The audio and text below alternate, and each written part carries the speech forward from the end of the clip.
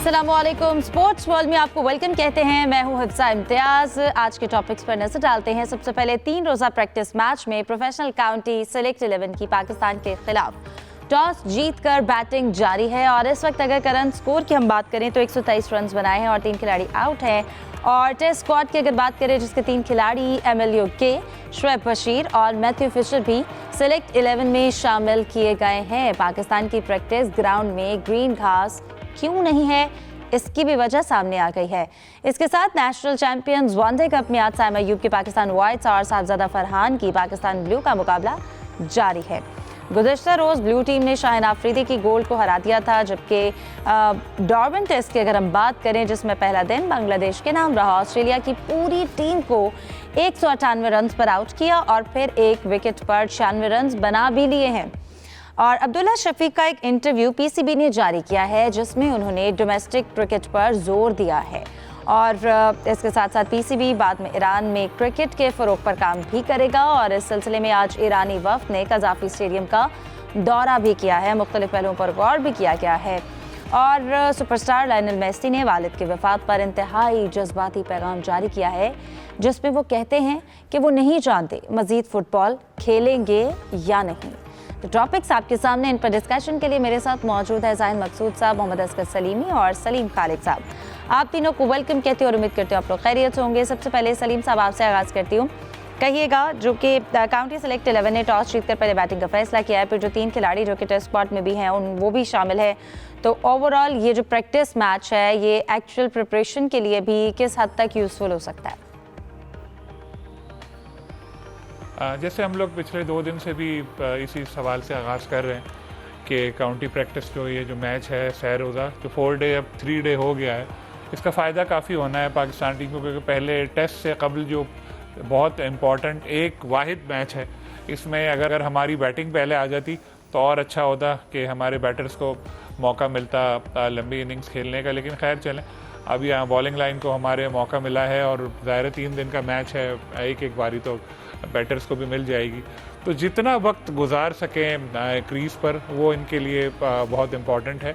और कोशिश करें कि बड़ी इनिंग्स खेलें और कंडीशंस किस तरह की है क्या है, क्योंकि 3 ऐसे प्लेयर इंग्लैंड के जो टेस्ट स्क्वाड के हैं वो भी ये मैच खेल रहे हैं, तो उनको भी देखें क्या उनकी परफॉर्मेंस है, किस तरह से है। काफ़ी कुछ इससे आइडिया होगा। अब तक तो नेट में पाकिस्तानी टीम प्रैक्टिस कर रही थी, अब उनको मौका मिल रहा है कि वो फील्ड में उतरें, और जब पहले दिल का खेल ख़त्म होगा आज का मैच तो फिर ज़्यादा बेहतर अंदाज में पता चल सकेगा कि किस तरह से हमारी बॉलिंग रही और अगर बैटिंग आई तो किस तरह से हमने परफॉर्म किया। लेकिन ज़ाहिर है इस तरह के मैचेस बहुत यूज़फुल होते हैं। बिल्कुल, और हम खुद भी इस चीज़ को देख सकते हैं कि जो टीम प्रैक्टिस कर रही थी इससे पहले भी जो तैयारी की गई है वो एक्चुअली किस हद तक इन चीज़ों को मद्देनज़र रखते हुए की गई है और किस हद तक वो एक्सपेरिमेंट जो है वो कामयाब भी रहा है। इसके साथ साथ जाहिद साहब जैसा कि वो ये एक इस पे जो शायकीन है काफ़ी डिस्कशन भी हो रही थी कि जहाँ पर टीम ने प्रैक्टिस की वहाँ पर ग्रास नहीं थी ग्राउंड में, और जब टीम प्लेइंग 11 जो है मैदान में एक्चुअल टेस्ट के लिए उतरेगी वहाँ पर ग्राउंड डिफरेंट होगी, तो इसकी वजह भी सामने आ गई है। देखिए, ना सिर्फ प्रैक्टिस ग्राउंड थी बल्कि आज जहाँ पर 3 रोज़ा मैच हो रहा है वहाँ भी बार बार जो है मैच के दौरान जब वो वाइपर और ब्रश मारते हैं पिच पे तो मट्टी उड़ती हुई दिखाई देती है, लगता है पाकिस्तान के कोई दूर दराज किसी इलाके की रड़ा पिच है।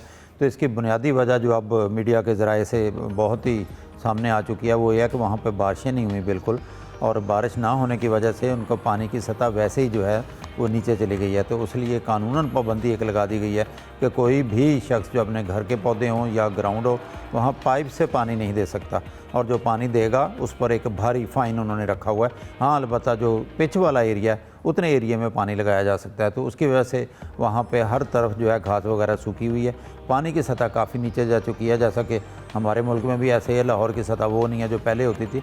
और आपको याद होगा एक सबक चीफ जस्टिस होते थे जस्टिस साकिब निसार, उन्होंने पाबंदी लगा दी थी कि पाइप के साथ गाड़ियाँ नहीं धो सकते, पानी नीचे चला जाएगा। हाँ, अलबत्ता इतनी पाबंदी नहीं होती थी पाकिस्तान में, लेकिन वहाँ पे क्योंकि कानून की अमल दरामद होता है, फ़ाइन भी होता है भारी, इसलिए जो हमें नज़र आता है सूखी हुई घास, मरी हुई घास, उसकी बुनियादी वजह जो है मिट्टी के उड़ना भी, धूल का भी, कि वहाँ बारिशें इस दफ़ा जो है बहुत कम हुई हैं और पानी की सतह नीचे जा चुकी है। सही। मियां असगर सलीमी साहब, अभी तक जो इस वक्त प्रैक्टिस मैच की सूरत हाल चल रही है, जिस तरह से स्कोर बना है, विकेट्स गिर रही हैं, अभी को मैच को देखते हुए क्या लग रहा है? जी, सबसे पहले तो मैं समझता हूँ कि ये टेस्ट सीरीज़ से पहले दोनों जो टीमें हैं उनको एक अच्छी प्रैक्टिस का मौका मिल रहा है, और जिस तरीके से एमिलियो गेस और शोएब बशीर समेत 3 प्लेयर जो हैं उन्होंने अपना बाकायदा इस प्लेइंग 11 का भी हिस्सा बनाया है। हालांकि ये प्रोफेशनल काउंटी प्लेयर है, तो पाकिस्तान के हवाले से अगर देखा जाए तो ये इंतहाई ज़रूरी है, चूँकि पाकिस्तान वेस्ट इंडीज़ से खेल के आया है और जो इंग्लैंड की कंडीशन है वो बिल्कुल मुख्तलिफ है। तो मेरा ख्याल है कि एक अच्छा प्रैक्टिस का पाकिस्तान टीम को मौका मिल रहा है। और आपको याद होगा कि जब हमने वेस्ट इंडीज़ के ख़िलाफ़ भी एक प्रैक्टिस मैच खेला था, उसमें मोहम्मद अली को हमने मौका दिया था और उन्होंने 5 विकेटें भी ली थी, और उसके बाद हम उनको टीम में भी डालते रहे और अच्छा एक्सपीरियंस भी हुआ था। तो इधर भी जो हमारे जो प्लेयर्स हैं उनको जज करने का मौका मिलेगा कि कौन सा जो प्लेयर है वो ज़्यादा फिट है, इन विकेटों पे ज़्यादा बेहतर कारकर्दगी दिखा सकता है। तो मैं समझता हूँ कि पाकिस्तान टीम के लिए बेहतरीन एक मौका है, और जो प्लेयर है इनमें जो प्लेयर्स हैं इनको बेहतर से बेहतर कारकर्दगी का मुजाहरा करना चाहिए, और पाकिस्तान टीम कर भी रही है। 3 विकेटें, जैसा कि आपने भी जिक्र किया है कि 3 प्लेयर जो है पवेलियन लौट चुके हैं। वही सलीम खालिक साहब ने भी जिक्र अभी जो किया है कि जब पहला दिन ख़त्म होगा हम बेहतर पोजीशन में होंगे कि आया कि पाकिस्तान ने पहले दिन किस तरीके से अच्छा खेल पेश किया, या वो कौन से शोबे हैं जिन पर अभी मेहनत करने की ज़रूरत है। तो मैं समझता हूँ कि बहुत ही अच्छी एक प्रैक्टिस है। बड़ी सीरीज़ से पहले अगर इस तरीके से जो प्लेयर्स को इस तरीके से मौके मिलते हैं तो उनका डेफिनेटली फ़ायदा ज़रूर होता है। बिल्कुल। इसके साथ साथ सलीम साहब, अब क्योंकि जिस प्रैक्टिस मैच की तो ये आगाज़ हो रहा है, इसके बाद 19 को जब हमारा टेस्ट जो है वो बाकायदा इंग्लैंड से आगाज़ होगा, आपको क्या लगता है अपनी इस वक्त जो बैटिंग के हवाले से अगर हम देखें, हमारा जो ओपनिंग कॉम्बिनेशन और स्पेशली हमारा मिडल ऑर्डर है, जो नंबर्स हैं वो किस तरह से सेट होने चाहिए पिचेस को देखते हुए, प्लस ये कि टॉस किस हद तक जो है वो ज़रूरी हो? आपकी आवाज़ सही, आपकी आवाज़ इतनी क्लियर आ नहीं रही थी, लेकिन जो मैं समझ सका हूँ थोड़ा थोड़ा वो यही आप कह रही हैं कि बैटिंग लाइन किस तरह से होनी चाहिए। बैटिंग ऑर्डर, बिल्कुल। आपने बैटिंग लाइन का सवाल किया ना, क्योंकि जी आवाज़ आपकी इतनी क्लियर आ नहीं रही है। जी बिल्कुल जी, बैटिंग लाइन पाकिस्तान की देखें, अच्छी बात यह है कि अब्दुल्ला शफीक आ गए और आते ही परफॉर्म कर गए, जिसकी हमें बिल्कुल भी उम्मीद नहीं थी, क्योंकि वो T20 इवेंट खेल रहे थे यहाँ वेस्ट इंडीज़ में ही, और उसमें भी कोई इनकी अच्छी परफॉर्मेंस थी नहीं, लेकिन आते ही वो छा गए। इतनी ज़बरदस्त उन्होंने इनिंग्स खेली, और जो शान मसूद सेंचुरी करके इंजर्ड हो गए थे उनकी कमी महसूस नहीं होने दी। ये एक प्लस पॉइंट है। फिर शान की फिटनेस देखना पड़ेगी किस तरह से वो आगे उनको इजाज़त देती है मेडिकल टीम अगर खेलने की, तो वो आएंगे, तो उनसे भी बड़ी उम्मीद है। इंग्लैंड में अच्छा परफॉर्म करते हैं। जो पिछली सीरीज़ हमारी हुई थी उसमें शान ने एक इनिंग अच्छी खेली थी, गालिबन 156 रन बनाए थे, लेकिन बाकी जो 5 इनिंग थी उनमें उनके 40-50 रन थे। तो ये एक इम्पॉर्टेंट फैक्टर है। उम्मीद यही है कि वो फिट होकर सारे मैच खेलें और फिर तसलसल के साथ स्कोर करें। इसी तरह इमामुल हक, अजान, वैस, रिजवान, सलमान, बाबर मेन प्लेयर है हमारे बाबर, जिनकी कल भी जिक्र किया था कि फॉर्म वापस आने का उनको ये सिला मिला कि 2 साल बाद वो शामिल हुए हैं दोबारा रैंकिंग के टॉप 10 में। तो पाकिस्तान टीम पहले भी इंग्लैंड में अच्छा परफॉर्म कर चुकी है। गो के अगर हम स्टैट्स देखें, जी सलीम खालिक साहब भी उनका जवाब मुकम्मल करेंगे। जाहिद साहब, आप इस हवाले से क्या बताएंगे? देखिए हिफ्ज़ा, एक दिन पहले जो है हेड कोच सरफराज अहमद उन्होंने वहाँ पे मीडिया से गुफ्तगू की है, जिसमें उन्होंने सलमान आगा और रिजवान को तो ग्रीन चिट देती है, यानी वो 100% टीम में होंगे। उनका कहना था उन पर कोई प्रेशर नहीं है, वो अच्छे खिलाड़ी हैं, तजर्बाकार खिलाड़ी हैं, अपने तजर्बे को इस्तेमाल करें और हमें उनसे इंग्लैंड में बड़ी उम्मीदें वाबस्ता हैं। अब सिर्फ सवाल पैदा होता है शान मसूद की फ़िटनेस का, जैसे अभी जिक्र भी हो रहा था। अगर शान फिट हो जाते हैं तो किसकी जगह पर खेलेंगे, क्योंकि अगर परफॉर्मेंस की बात करें फिर तो इमाम की जगह पे वो बनते हैं, लेकिन अगर वो मिडल में खिलाना चाहते हैं अवैस ज़फ़र को बिठाकर, फिर मेरा ख्याल थोड़ी सी अवैस के साथ भी ज़्यादती होगी, क्योंकि एक ही इनिंग्स जब खेले थे जल्दी आउट हो गए थे अवैस, और शान और अब्दुल्ला जो है वो ओपनिंग पे या वन डाउन पे आते हैं। तो ज़्यादा बेहतर तो यही है, सिर्फ एक शायद टीम मैनेजमेंट के लिए यही मसला हो। जो हमारे सोर्स बताते हैं वो 3 फास्ट बॉलरों का ज़्यादा चांस है, खुर्रम मंजूर, मोहम्मद अली और मोहम्मद अब्बास, और उनके साथ एक स्पिनर है जो टीम मैनेजमेंट फैसला करेगी कि लेफ्ट हैंडर अली उस्मान को लेते हैं साजिद खान को, लेकिन साजिद खान के आने से एनर्जी बड़ी आती टीम में, और जैसा आप खेल भी पेश किया साजिद ने, इसलिए लगता है ऐसा है कि साजिद को मौका दिया जाएगा। और इंग्लैंड की टीम के जो मैं अब आपको बताऊं जो 3 बॉलर्स हैं उनका अगला राउंड खेलने का चांस है, क्योंकि संडे को वहाँ पे फाइनल हो रहा है द 100 का। फाइनल के बाद उनके पास टाइम कम बचता था, इसलिए उन्होंने अपने कई खिलाड़ी शामिल नहीं किए प्रैक्टिस मैच में। बहुत से फिर टेस्ट शुरू हो जाएगा, और 3 खिलाड़ी ख़ास तौर पर जो उनके मेन फास्ट बॉलर हैं वो जो है वो खेलेंगे। ओली रॉबिन्सन जो उनके फास्ट बॉलर हैं वो आजकल जो है अपनी उनकी कोई बीवी शायद खुशखबरी आने वाली है, वो छुट्टी पर हैं, वो खेलते हैं या नहीं खेलते, अपने प्लेयर्स को बचाना चाहते थे, इसलिए उन्होंने साइड वाले मैचों में उन्होंने नहीं डाला। हाँ, अलबत्ता बाकी जो है उनकी टीम जो है वो मौजूद होगी, और चंद दिन का उनको वक्फा भी मिलेगा टेस्ट से पहले। इसके साथ साथ आगे बढ़ते हैं। नेशनल चैंपियंस वनडे कप में आज साइमा अयूब की जो टीम है पाकिस्तान वाइट्स और साहबजादा फरहान की पाकिस्तान ब्लूज़ का इस वक्त मुकाबला जारी है। सलीमी साहब, इस वक्त पाकिस्तान वाइट्स की अगर हम बात करें तो 150 रन बनाए हैं, 4 खिलाड़ी आउट हो चुके हैं और 29 ओवर्स जो हैं वो कंप्लीट हो चुके हैं। तो अभी तक के जो मैचेस चल रहे हैं उसमें जो हमारे स्टार्स हैं वो तो परफॉर्म कर रहे हैं, लेकिन आपको लगता है कि कोई ऐसा यंग टैलेंट या ऐसे कोई प्लेयर्स जिन्होंने जो है वो सिलेक्टर्स का जो ध्यान है वो अपनी तरफ अट्रैक्ट किया हो? हाँ जी हिफ्ज़ा, बेसिकली ये अपना टूर्नामेंट करवाने का मकसद ही यही है। तकरीबन 1 साल रह गया वर्ल्ड कप के लिए, और पाकिस्तान क्रिकेट बोर्ड है और जो पाकिस्तान क्रिकेट बोर्ड की जो सिलेक्शन कमेटी है उसका मकसद भी यही है कि स्क्वाड ऐसा तश्कील दिया जाए कि जो वर्ल्ड कप में बेहतर से बेहतरीन जो कारकर्दगी है वो दिखा सके। इस वजह से ये 4 टीमें भी बनी हैं और मुकाबले भी बहुत अच्छे तरीके से जारी हैं। तो जिस तरीके से मैं समझता हूँ कि साहबजादा फरहान ने 2020 के बाद वनडे में भी बड़ी शानदार परफॉर्मेंस का मुजाहरा कर रहे हैं। साइम अयूब जो हैं वो बैटिंग के साथ बॉलिंग भी उनकी वो ठीक जा रही है। वो अलहदा बात है कि वो विकेट नहीं ले सके, लेकिन जो है ना अगर इकोनॉमी रेट देखा जाए तो वो बड़ा ज़बरदस्त है। लेकिन एक जो थोड़ा सा एक क्वेश्चन मार्क है वो ये है कि शाहीन शाह अफरीदी जो है उनकी जो परफॉर्मेंस है वो अप टू दी मार्क नहीं है। आप ये देख लें कि वो विकेट भी नहीं ले सके, रन्स भी नहीं बन रहे, और दिन ब दिन उनका जो मोराल ऊपर आने के बजाय नीचे आ रहा है। 2020 वर्ल्ड कप के अभी जैसा कि उन्होंने खुद कहा था कि फ़िलहाल मैं कप्तान हूँ, उनको डाउट है कि शायद मैं वर्ल्ड कप में वनडे टीम का कप्तान ना हूँ। लेकिन मैं समझता हूँ कि अगर जो परफॉर्मेंस होती है ना, बेसिकली ये कुछ प्लेयर समझते हैं कि हम सुपरस्टार हैं, कोई मसला नहीं है ये वगैरह। मैं हमेशा ये कहता हूँ कि जो प्लेयर होता है वो कभी बड़ा नहीं होता, प्लेयर की जो परफॉर्मेंस होती है वो बड़ी होती है। तो मैं समझता हूँ कि अगर ये फ़िलहाल अगर टीम के वनडे टीम के कप्तान हैं तो इनको कम से कम अपनी जो परफॉर्मेंस है उनकी तरफ तवज्जो देनी चाहिए। इनकी जो स्पीड बड़ी तेज़ी के साथ जो कम हो रही है, अच्छा कम होना भी कोई बहुत बड़ा नहीं है, लेकिन परफॉर्मेंस तो होनी चाहिए, विकेटें तो लेनी चाहिए। तो मैं समझता हूँ कि एक अच्छा एक्सपेरिमेंट है। इसमें जो प्लेयर्स हैं जूनियर हैं या सीनियर हैं ये एक्सपोज भी हो रहे हैं, अपनी परफॉर्मेंस का मुजाहरा भी कर रहे हैं।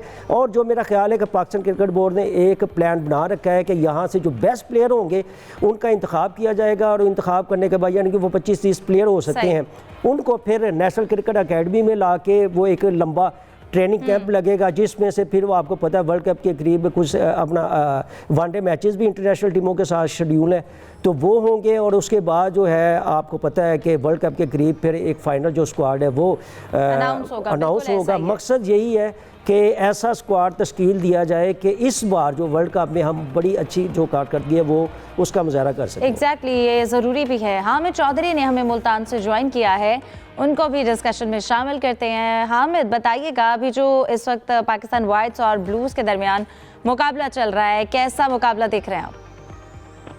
जी बिल्कुल, पाकिस्तान ब्लू और पाकिस्तान वाइट के दरमियान मैच चल रहा है और पाकिस्तान ब्लू के कप्तान साहबजादा फरहान ने आज फिर चेजिंग का फैसला किया, उन्होंने बॉलिंग का फैसला किया और बॉलिंग करते हुए उनकी टीम ने अभी तक 150 के करीब जो है 3 आउट किए हैं पाकिस्तान वाइट के। लेकिन इसमें एक चीज़ ये है कि बड़ा डिफरेंट स्टेप नजर आ रहा है। पाकिस्तान क्रिकेट बोर्ड की शायद पॉलिसी है, ये टीमों के कप्तानों की पॉलिसी है कि जो पार्ट टाइमर्स हैं उनसे बॉलिंग करवाई जा रही है, जिस तरह कामरान गुलाम से करवाई गई, फखर जमान से करवाई गई, आज मोहम्मद फाइक से करवाई गई।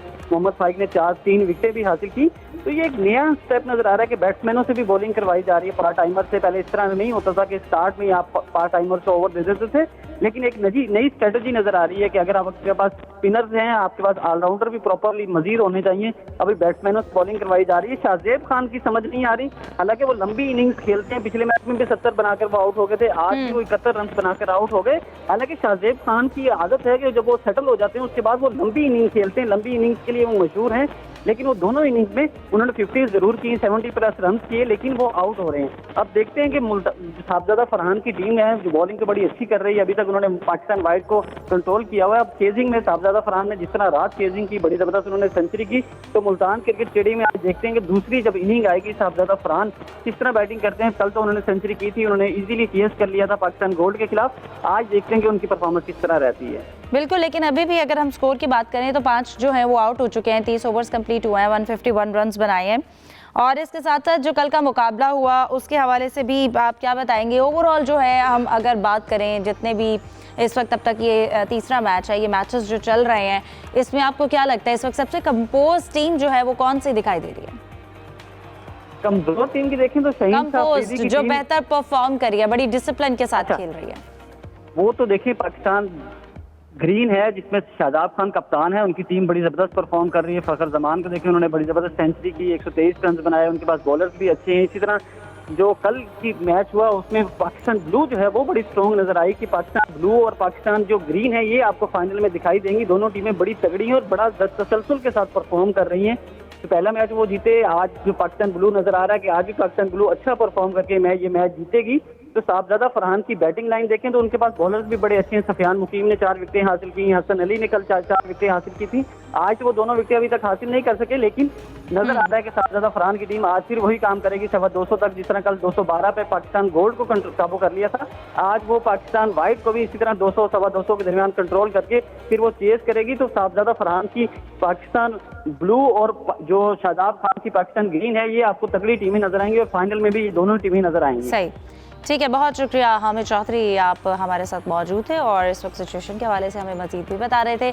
सलीम खालिक साहब, आप मुझे सुन पा रहे हैं तो आप बताइएगा कि अभी तक जो आपको क्या लगता है जो टीम्स हैं इस टूर्नामेंट में सबसे कंपोज्ड कौन सी दिखाई दे रही है? फिर शाहीन अफरीदी की बात करें, आप क्या समझते हैं क्यों इस तरह से हमें लग रहा है कि वो स्ट्रगल करें अपनी परफॉर्मेंस के हवाले से? टूर्नामेंट से पहले ही ये जब स्क्वाड मुंतखब हुए थे तो एक चीज़ वाज़ेह हो गई थी कि जो शादाब खान की टीम है वो सबसे ज़्यादा स्ट्रॉन्ग है। और अब हमने परफॉर्मेंस भी देख ली कि वो लोग अच्छा खेल रहे हैं, तगड़ी टीम है। शाहीन अफरीदी की जहाँ तक बात है, अभी इन्होंने खुद बताया, हमारे जो रिपोर्टर हैं, कि वहाँ पर गर्मी बहुत है और पार्ट टाइमर्स को ज़्यादा बॉलिंग दी जा रही है। इसका मतलब ये है कि जो हमारे टॉप बॉलर्स हैं वो ख़ुद को बचा रहे हैं, उनको ये डर है कि कहीं इंजरी ना हो जाए और कोई मसला ना हो जाए, तो ऐसा तभी नज़र आता है। और पिच जो हमें नज़र आई हैं अब तक इस टूर्नामेंट में, अब तक जो हमने देखी पिच जो है वो उससे बैट्समैनों को ज़्यादा मदद मिल रही है, क्योंकि एक आध दफ़ा बैटिंग लाइन भी इतना बड़ा स्कोर नहीं कर सकी, लेकिन ओवरऑल अगर हम देखें तो ये बैट्समैनों के लिए ज़्यादा फेवरेबल पिचेज़ हैं जो यूजुअली पाकिस्तान में होती हैं। अब हम लोग दावा कर रहे हैं कि हम वर्ल्ड कप की तैयारी के लिए टूर्नामेंट कर रहे हैं, क्या साउथ अफ्रीका में हमें ऐसी पिचेज़ मिलेगी?